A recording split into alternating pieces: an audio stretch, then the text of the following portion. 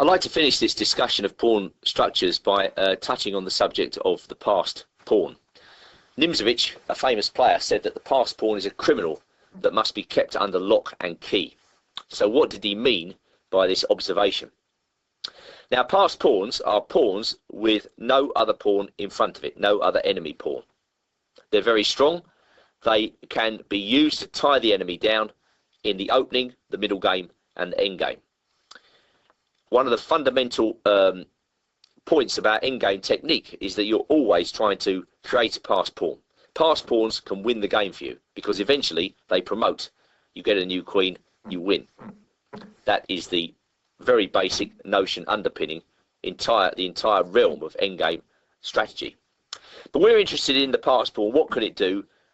How can it be blockaded? Because when you're playing against the passed pawn, you've obviously got to do something about it.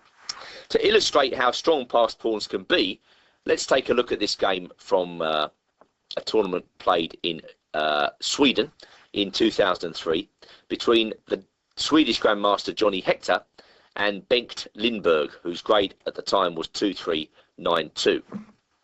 The opening is the unusual Verisov. Nothing wrong with it. I've just recorded a DVD on it for ChessBase, so I would say that. And Hector is a master at playing these unusual systems which have attacking potential. Here he employs the line with queen to d3 with two main points. Number one, white is thinking about e4. Number two, white is preparing castling on the queen side. Black plays the French setup. White follows through with his plan. Black takes. White recaptures. And black plays a solid move. Bishop e7, breaking the pin.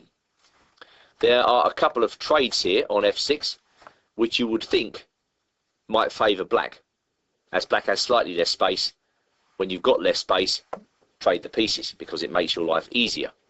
However, Hector's happy to play this position, because I think it's easier for him to get all his pieces into the game.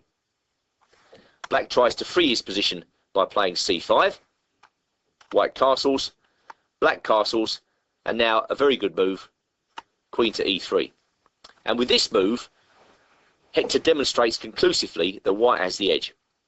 White has the edge because, as I say, it's much more difficult for black to free up his queenside pieces than it is for white, who can easily bring this bishop out on f1, let's say to d3, and can easily develop this rook on h1, let's say to e1.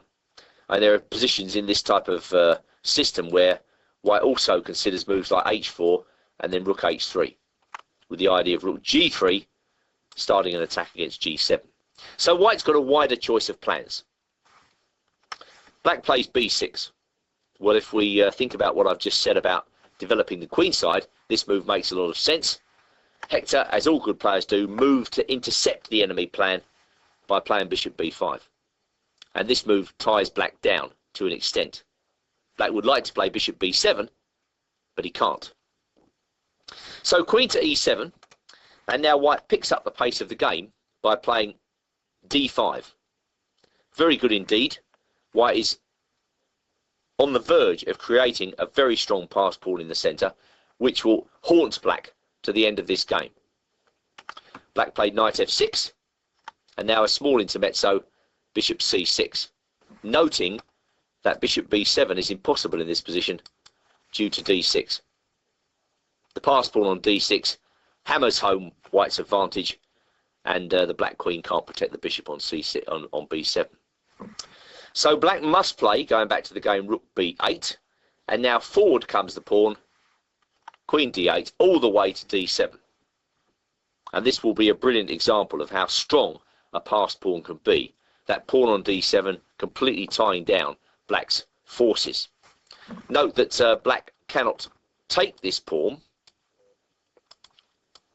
due to knight e5.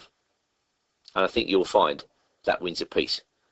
White's hammering down the d-file with all his pieces. Black can't defend himself. So, Lindberg played the only move, bishop b7, and now comes knight e5 again. Well, with the pawn on d7 just looking like it is invincible, what is black going to do? He really struggles to find good moves in this position. He tried knight to g4, hoping that a degree of simplification would help him. In came the white rook to solidify the position of the passed pawn. Once again, bishop takes d7 is failing to knight e5, and if rook b7, rook hd1, winning a piece. So black tries to block with bishop d5, rook d1 anyway, and black is in really serious trouble now, as white is thinking about now an exchange sacrifice to further increase his advantage. h5 was tried. c4 by white, very good indeed. Bishop takes c4, in comes the knight, bishop d5, and now the exchange sacrifice. Rook takes d5.